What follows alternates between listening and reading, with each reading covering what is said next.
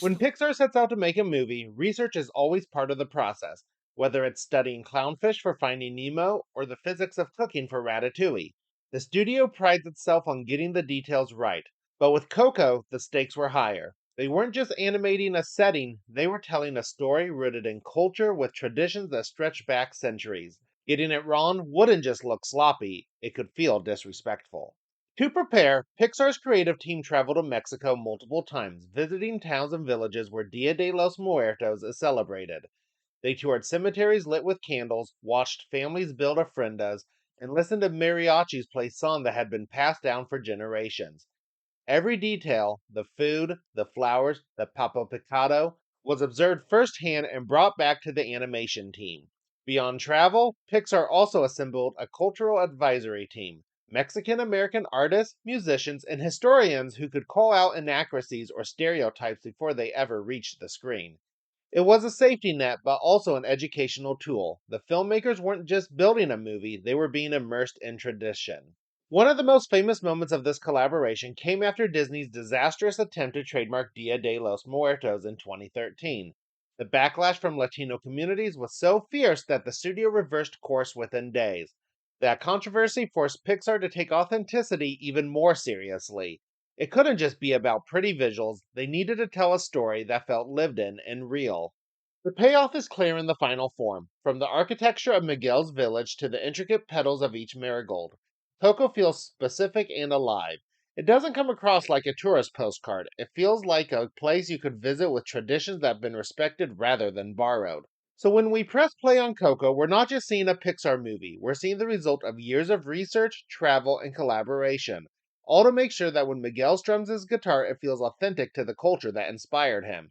And that authenticity shines through from the very first scene as we meet young Miguel Rivera, a boy torn between his family's generations old ban on music and his dream of following in the footsteps of his idol, Ernesto de la Cruz. What follows is a story that bridges the living and the dead, blending Pixar's signature heart with Mexico's rich traditions, and it's time to see how it all plays out in Coco.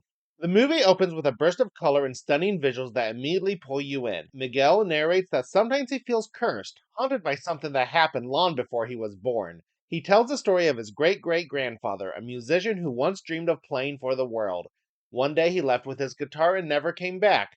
Heartbroken, his great great grandmother swore off music forever, channeling her energy into learning how to make shoes.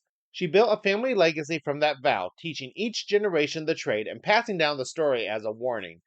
Every year on Dia de los Muertos, the Riveras retell that tale, not just as family history, but as the reason why music is forbidden in their home. It's a beautifully animated opening that establishes the film's central theme, how love, loss, and legacy intertwine in the Rivera family.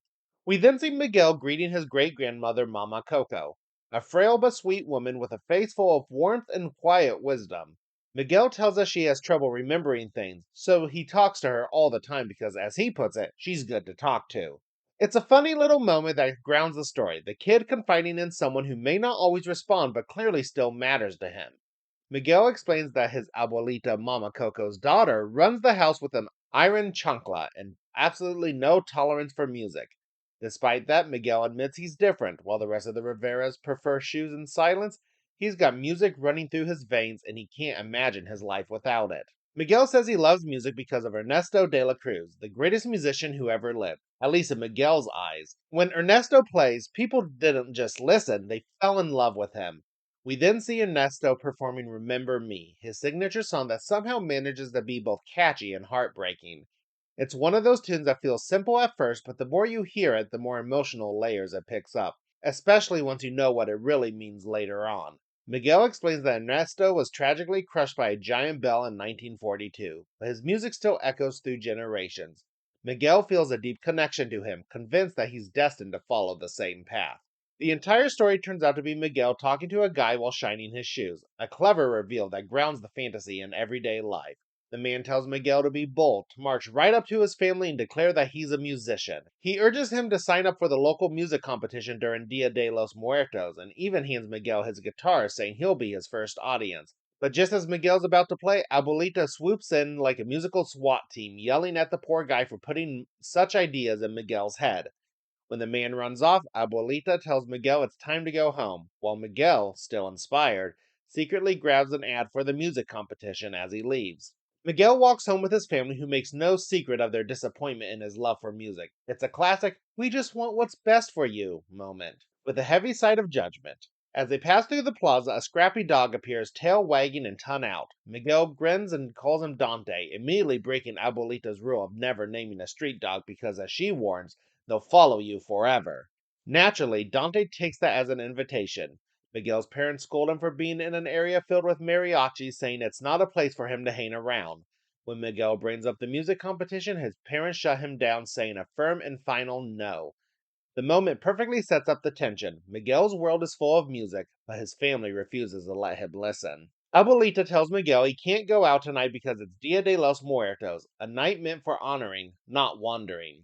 The family is busy placing photos of their ancestors on the ofrenda, the glowing altar that welcomes spirits home for the night. He spent hours preparing it, carefully arranging every candle and marigold, and the last thing she wants is Miguel running off while everyone else is celebrating the people who came before them. Miguel paints his own guitar in secret when Dante wanders in, tail wagging and curious. This is when we discover Miguel has built his own little ofrenda dedicated to Ernesto de la Cruz, a shrine to his hero. On the screen, Ernesto performs one of the grand old movies, and Miguel, completely entranced, strums along with his idol. Even his guitar is painted to match Ernesto's, every swirl and curve an imitation born of admiration. When Ernesto delivers his famous line, "It was up to me to reach for that dream, grab it tight, and make it come true," Miguel repeats it with him, as if saying it might make it true for him, too. Fueled by that inspiration, he decides it's time to seize his moment and perform in the Mariachi Plaza. Miguel sneaks towards the plaza, carefully avoiding his family so they won't see him carrying the guitar.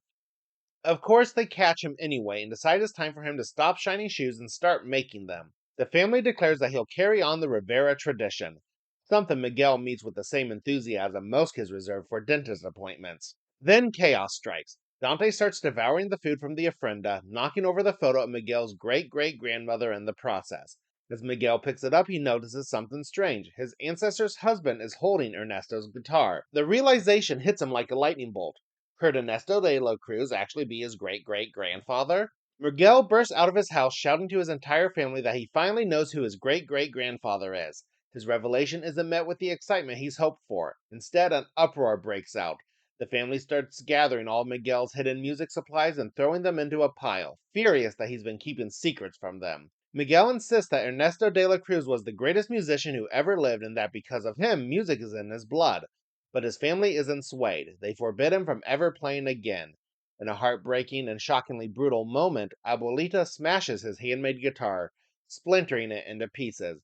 Miguel, devastated and angry, lashes out, calling their traditions meaningless before running off into the night, declaring that he doesn't want to be part of the family anymore.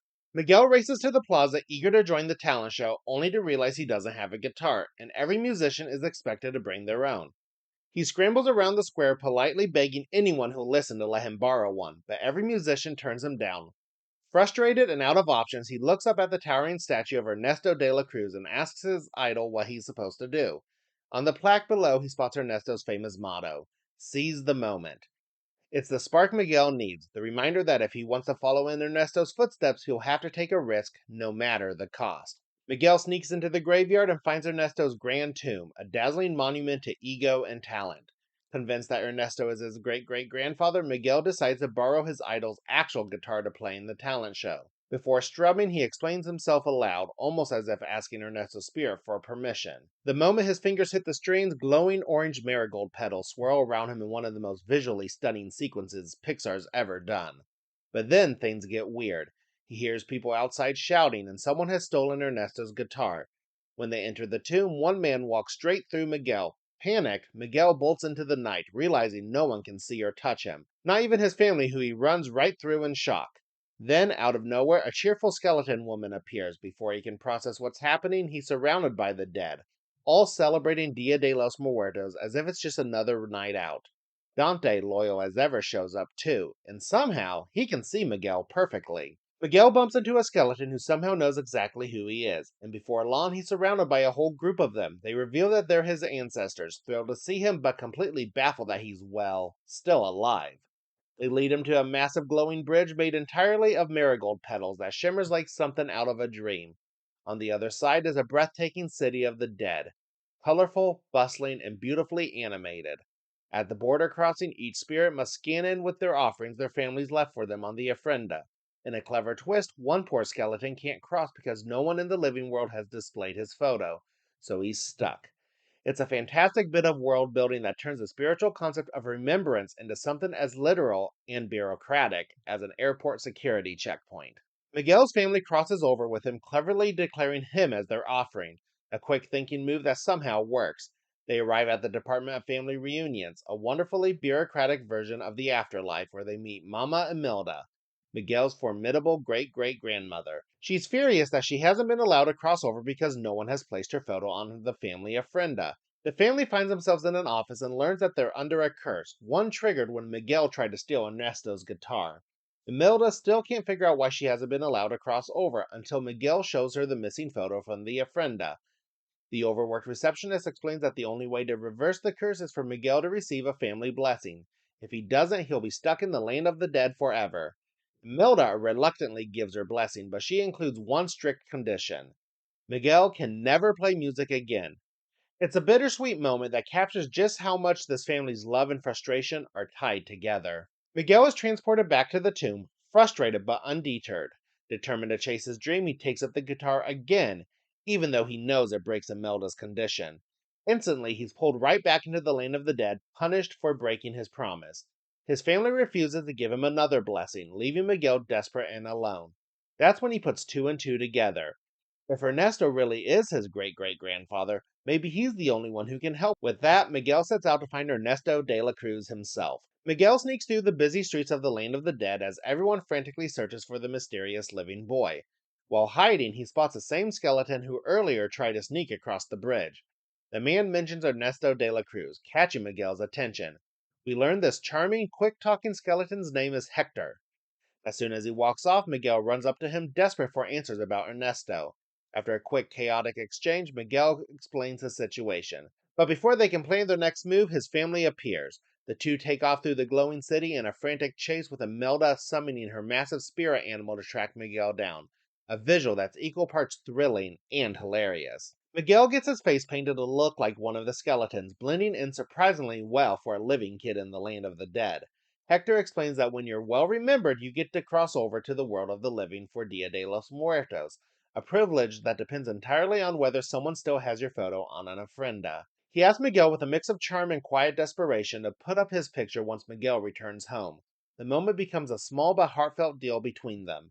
Hector warns that Ernesto isn't easy to reach, but with a little luck and maybe a few bad ideas, they'll find a way. Miguel spots a massive sign advertising a show hosted by Ernesto de la Cruz, and Hector insists he knows exactly where Ernesto is rehearsing. The two sneak into the venue as everyone prepares for the performance, but naturally, Dante picks up the worst possible time to cause chaos, toppling props and nearly blowing their cover. Amid the commotion, they meet a glamorous performer who explains the concept of alebrijes, colorful spirit guides that help souls travel through the afterlife, each one unique and full of personality. She admires Dante, but quickly realizes he's not an alebrije at all, just a dog who stumbled into the right place at the right time. The woman then bursts into an impromptu performance, asking Miguel for his opinion afterward. He earnestly says it needs music, which makes her grin. She tells him he has the heart of an artist, a comment that hits home for the young boy still desperate to prove himself. As the act ends, Ernesto dramatically rises on stage, sending Miguel's excitement soaring, until he realizes it's only a stand in. When he asks where the real Ernesto is, the woman tells him that Ernesto doesn't do rehearsals. He's hosting a lavish party at the top of his tower instead. Just then, Hector reappears and Miguel realizes he's been misled. The argument between them is broken up by a group of skeletons teasing Hector, calling him chorizo. He snaps back, insisting he died of food poisoning, not choking on sausage. Their banter quickly shifts when one of the skeletons mentions a music competition whose winner earns an invitation to Ernesto's exclusive party. Seizing the opportunity, Hector leads Miguel off to find a guitar, one step closer to their big break. Hector teases Miguel, asking why he wanted to be a musician who just performs like a trained monkey for people. The two make their way to a quiet, worn down village where everyone seems to know Hector. They greet him warmly, though there's a sadness to the place. This is where the forgotten souls live, the ones who have no ofrendas to return to in the living world. Hector visits an old friend named Chichiron and asks if he can borrow his guitar, promising to bring it right back. Chichiron chuckles and tells him he'll only agree if Hector plays a song for him first. Hector obliges, singing the cheeky tune everyone knows, Juanita. The song itself is a perfect example of Pixar's balance between humor and heart. It's playful, a little cheeky, and musically authentic to the Mexican folk tradition it celebrates. The moment gets even funnier when Hector has to censor a lyric mid song because Miguel's there, a subtle wink to the parents watching. But beneath the humor, the performance has real emotional weight. It's Hector's way of giving comfort to a friend on his final night. When the song ends, Chichiron smiles, thanks his old friend, and quietly fades away before Miguel's eyes. It's haunting and beautifully handled. Confused and heartbroken, Miguel asks what just happened, and Hector explains that when no one remembers you, you slowly disappear. That's what they call the final death. The scene hits surprisingly hard, turning a light-hearted musical number into one of the film's most emotional and meaningful moments. Hector tells Miguel that he and Ernesto used to play music together as they arrive at the bustling Plaza de la Cruz. An MC kicks off the music competition, introducing a lively montage of skeletons performing everything from heartfelt ballads to over the top show tunes, each act more ridiculous and fun than the last. Miguel confidently says he'll perform Remember Me, but Hector warns him that everyone does that song, and he's right. It's basically the free bird of the afterlife. Still, it's a nice meta touch from Pixar, acknowledging how iconic the tune has already become within the story. Hector asks if Miguel's nervous, and Miguel admits he's never performed before. With that, Hector helps him get ready, offering both guidance and a bit of fatherly encouragement that makes the scene unexpectedly touching. When Miguel takes the stage to perform Un Poco Loco, it's one of the most joyous and high energy moments in the movie. He starts out visibly nervous, hands shaking as the crowd watches, but Hector cheers him on from the wings until Miguel takes a deep breath and lets the music take over. The song itself is such a fun choice, playful, rhythmic, and full of personality. It perfectly captured Miguel's growing confidence and the lively Mexican spirit that runs through the film. As he plays, Dante drags Hector onto the stage and Hector joins in with an impromptu dance routine that steals the show. The crowd loves it, erupting into cheers by the final note. But the celebration doesn't last. From the stage, Miguel spots his family in the audience and immediately panics, bolting off before the applause even ends. The MC quickly alerts everyone to be on the lookout for the living boy, and the tone shifts from excitement to tension. Backstage, Hector confronts Miguel, hurt that Miguel called Ernesto his only family. Miguel insists he needs a musician's blessing to return home, but Hector fires back that he won't fade into nothing just so Miguel can chase a fantasy. The argument escalates fast. Miguel accuses Hector of only caring about himself, hurling the torn photo meant for the ofrenda back at him in anger. It's a powerful emotional clash that perfectly balances the film's warmth with its deeper themes of family, pride, and legacy. Dante keeps tugging at Miguel, trying to pull him back to safety, but Miguel snaps at him in frustration. When Dante yanks his shirt loose, his skeletons around them suddenly realize there's a living boy among them, and Miguel bolts. He crashes right into Imelda and her massive spirit animal. Imelda offers to give him her blessing so he can go home, but Miguel refuses. He doesn't want to return if it means giving up music. He shouts that it's the only thing that makes him happy and accuses her of taking it away from him. In response, Imelda begins to sing, her voice both firm and aching with nostalgia. The song momentarily stills Miguel, showing that her connection to music never truly left. The scene is powerful, not just for the performance, but for what it reveals. Imelda once loved music too. When she had Coco, though, she had to choose between her passion and her family. Ernesto chose music, and she chose love. Now she insists that Miguel must make his own choice, forcing him to confront what truly matters. At Ernesto's glamorous party, the guards stop Miguel at the gate. He's not on the list, and no amount of charm can change that.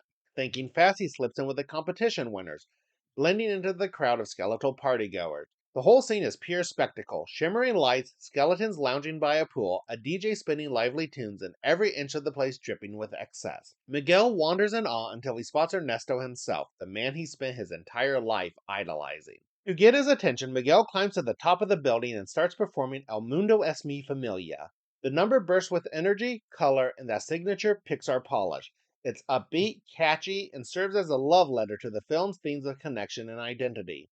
It's one of the more underrated songs in Coco, blending humor with genuine heart as Miguel proudly declares that music and the world is his family. But his big moment ends in disaster when he loses his footing and tumbles straight into the pool. Ernesto dives in after him, saving him from total embarrassment. As Miguel's face paint washes off, the crowd gasps. He's the living boy everyone's been talking about. Ernesto, still half dazzled and half delighted, listens as Miguel explains who he is and why he's there. Ecstatic to learn he has a great great grandson, Ernesto sweeps him up and proudly introduces him to everyone as if he's just found his long lost legacy. Ernesto proudly shows Miguel all the offerings he received, so many in fact that he doesn't even know what to do with them. It's a moment that perfectly captures his larger than life ego, treating admiration like a currency he'll never run out of. Miguel, still starstruck, admits that he's looked up to Ernesto his entire life and timidly asks if he's ever regretted choosing music over family. Ernesto gives him the kind of answer only a narcissist could, saying that it was hard, sure, but that one cannot deny who they're meant to be. In his eyes, Miguel was born to be a musician just like him. Ernesto finishes with a line that sounds inspirational on the surface but lands a little hollow, that they don't belong to one family because the world is their family. It's an exchange that shows just how much Ernesto believes his own myth and how Miguel still hasn't seen the cracks in it yet. Ernesto tells Miguel that he'll be his guest of honor at the Sunrise Spectacular, but Miguel protests. He needs to get home before sunrise. Ernesto nods, appearing to understand, and goes to give him his blessing, until Hector suddenly bursts in, furious. He reminds Miguel that he made a promise to help him cross over, and Ernesto instantly recognizes that Hector is fading. When Hector accuses Ernesto of being the reason he's disappearing, the truth starts to unravel. Hector reveals that he wrote all of Ernesto's songs, the very music that made him famous, and that Ernesto took credit for everything. He says he would move heaven and earth for Ernesto, a line that makes Miguel's eyes widen in realization. It's a quote from one of Ernesto's movies, the one where a character poisons his friend's drink. The pieces start to fall into place. In a chilling flashback, we see Hector recall the night he tried to leave to return to his family. Ernesto toasted him with a drink, and that's when Hector realized the horrible truth. It wasn't bad chorizo that killed him. Ernesto poisoned him to steal his songs and his legacy. The revelation hits hard, flipping everything Miguel believed on its head. Hector lunges at Ernesto in rage, and security hauls him away as Ernesto coldly straightens his jacket, more worried about his image than the truth. He warns Miguel that his reputation means everything and threatens him to stay quiet. When Miguel refuses, Ernesto denies him a blessing and icily tells him that success doesn't come free. You have to be willing to do whatever it takes to seize your moment. It's one of the film's most shocking turns, revealing that Miguel's hero isn't just flawed, he's a murderer. Security tosses Miguel off the ledge, sending him tumbling into a pit. He calls out for help, panic as he watches his hands slowly start to turn skeletal. Just when it seems hopeless, Hector appears weak and flickering, but still determined to help. Miguel tearfully admits that Hector was right all along and that he should have listened to him. Hector comforts him, though he's clearly fading fast. He explains that all he wants is one more chance across the bridge, to see his daughter and tell her he loves her. When he mentions her name Coco, everything clicks for Miguel. He shows Hector the torn photo, realizing with shock and awe that Hector is his real family, not an Ernesto. It's a beautiful gut punch of a twist, one that redefines everything we've seen so far. Hector tells Miguel that once Coco is gone, he'll disappear too, because she's the last person who still remembers him. He then begins to sing Remember Me, softly and with aching sincerity, the same lullaby he once sang to Coco every night. This version of the song strips away all of Ernesto's false grandeur and reveals its true purpose, a father's love turned into melody. It's one of the most emotional scenes Pixar has ever animated, and even after all these years, it still hits hard. Miguel tells Hector that he should be the one the world remembers, not Ernesto, and proudly declares that he's honored to be part of Hector's family. A pretty major upgrade from thinking he was related to a murderer. Just then, Dante's distant howling echoes through the pit, and moments later, Imelda swoops in, ready to save them both. Imelda rescues them, soaring in like a fierce matriarch she is. Miguel calls Dante a good spirit guide, and right on cue, the dog glows with brilliant colors, transforming to match the other spirit animals. It's a visually stunning and surprisingly touching moment that proves Dante has been more than comic relief. He's been guiding Miguel all along. Dante starts joyfully barking and flying through the air, his energy suddenly elevated to something magical. Miguel's family is relieved to see him safe, though their joy fades the moment they spot Hector. The tension is palpable. Miguel defends him, insisting that Hector was only trying to help him get home and that he's the one who taught him the true meaning of family. Before he can return to the land of the living, Miguel insists on retrieving Hector's photo so it can be placed on the ofrenda where it belongs. Hector quietly explains that he's fading because Coco is starting to forget him. A heartbreaking reminder of how fragile memory can be. Imelda struggles with her pride, admitting she still can't forgive him for the past, but she chooses compassion anyway. She promises to help him, showing that forgiveness can sometimes speak louder than words. They arrive at the Sunrise Spectacular where Ernesto is preparing for his big performance. The show is in full swing bright lights, fireworks, and the kind of spectacle only Ernesto's ego could produce. Meanwhile, Miguel's family sneaks around backstage, determined to retrieve Hector's photo before it's too late. They come face to face with Ernesto, and Imelda unleashes years of pent up fury, shouting at him for trying to murder both Hector and Miguel. The confrontation explodes into a chase through the backstage. Ernesto calls for security, but the Riveras hold their own, dodging guards and stagehands as the performance rages on above them. Miguel finally tackles Ernesto, and in the scuffle, Imelda ends up clutching the photo, only to step onto a trapdoor that suddenly lifts her straight onto the stage. Imelda finds herself thrust onto the stage, the spotlight glaring as the audience cheers. With Miguel urging her on, she takes a moment and begins to sing La Llorona. It's an absolutely electric moment. The song is haunting, passionate, and commanding, with Imelda's voice carrying both strength and sorrow. It's one of the standout performances in Coco, not just musically, but emotionally, showing how deeply she's still connected to music despite her attempts to shut it out. As the crowd roars, Hector jumps in with his guitar, accompanying her with a smooth rhythmic flourish that gives the number real energy and charm. The chemistry between them is fantastic, equal parts playful and heartfelt. Of course, Ernesto can't resist stealing the spotlight. He struts on stage mid-song, pretending to duet while secretly trying to snatch Hector's photo. The tension builds beneath the melody, blending drama and spectacle in true Pixar fashion. Imelda finally manages to slip away, clutching the photo tight. She finds Miguel backstage and gives them both the picture and her blessing to return home. But this time she leaves out the condition about never playing music again. The moment is quiet but powerful as Imelda finally accepts that music isn't their family's curse, it's part of their story. Before Miguel can reach the flower petal, Ernesto grabs him, his mask of charm finally slipping away. Hector shouts for him to leave the boy alone, but Ernesto snarls that he's worked too hard for everything he has and won't let some kid destroy it. As he launches into his grand villain speech, equal parts arrogance and desperation, he doesn't realize the microphone has been turned on, broadcasting every word to the entire crowd. Ernesto declares that he'll do whatever it takes to seize the moment, just before hurling Miguel off the stage for everyone to see. As Miguel plummets, Dante swoops in to catch him, wings flapping furiously, but Miguel's shirt tears and he slips through, tumbling even farther. And just when all seems lost, Imelda's powerful spirit animal dives in and snatches him from midair, saving his life. But in the chaos, Hector's precious photo slips into the water below. The crowd, having seen Ernesto's true colors broadcast for all to hear, begins booing and pelting him with whatever they can find. Imelda's spirit animal turns its fury on Ernesto, lifting him high into the air before tossing him. The audience erupts in cheers as Ernesto is literally knocked out of his own show, only to meet a poetic fate when a giant bell crashes down on him once again, just as it did in life. Miguel reunites with his family, panicked as he tells Hector that he's lost the photo. He insists they have to find it before sunrise, but time is slipping away. Seeing Miguel's desperation, Hector gently tells him that he already has their blessing.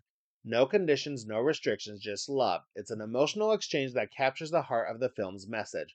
That family isn't about control, it's about connection. Hector gives him one last smile and sends him home, as Miguel tearfully promises that Coco will never forget him. Miguel wakes up back in the tomb and immediately grabs Hector's guitar from Ernesto's shrine, holding it like a lifeline. He races home as Abuelita laments in the background, thinking he's finally given up his musical obsession. But instead, Miguel rushes straight to Mama Coco's room, tearfully telling her that he saw Hector and that she can't forget him.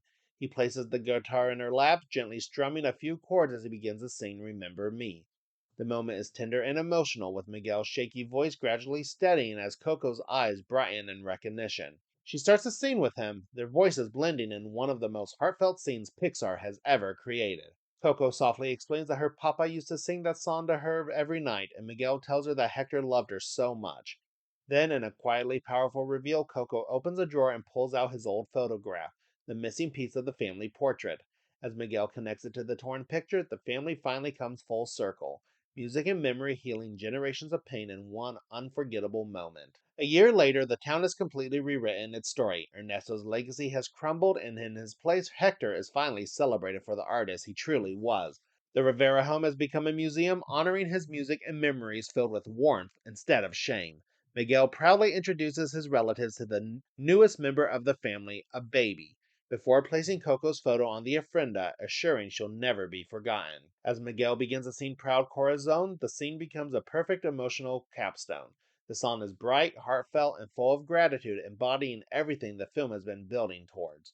We see Hector joyfully crossing over with his family, including Coco now by his side.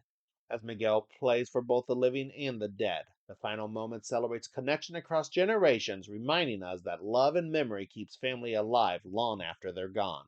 Pixar's Coco remains one of the studio's finest achievements, emotionally rich, visually stunning, and full of heart. Miguel is the soul of the film, a dreamer whose passion for music clashes with a family bound by old wounds. He's endlessly likable with just enough stubbornness to make his journey feel authentic. His love for his great great grandfather's music drives him, but what keeps us invested is his growing understanding that the family isn't something that holds you back, it's something that grounds you. Hector, the forgotten musician with a broken past, is the film's emotional anchor. His humor, warmth, and vulnerability give Coco its beating heart. Watching his friendship with Miguel evolve from convenience to genuine love is deeply satisfying, especially once we learn his true connection to the Rivera family. Ernesto de la Cruz, on the other hand, is a perfect example of a Pixar villain done right. Charismatic, larger than life, and utterly self absorbed. His downfall, crushed by a bell not once, but twice, feels both poetic and hilarious. Dante deserves his own mention too. At first glance, he's comic relief, a clumsy, loyal mutt. But as the story unfolds, he becomes a literal guide, embodying the loyalty and love that ties the Riveras together. His transformation into a spirit animal feels well earned, turning him into a symbol of faithfulness and intuition.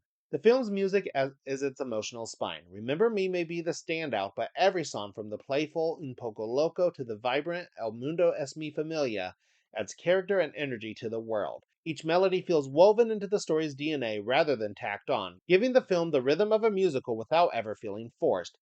Visually, Coco is breathtaking. The Lane of the Dead is an explosion of color and texture, each frame packed with detail that celebrates Mexican culture without ever turning it into caricature.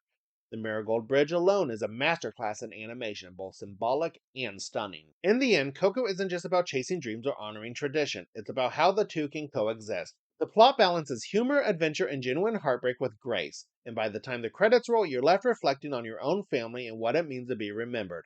It's a rare film that feels both universal and deeply personal, a love letter to culture, memory, and music that continues to resonate long after the last note fades. And that's it for our heartfelt journey through Coco, a film that proves Pixar can make us laugh, cry, and immediately call our grandparents all in the same sitting.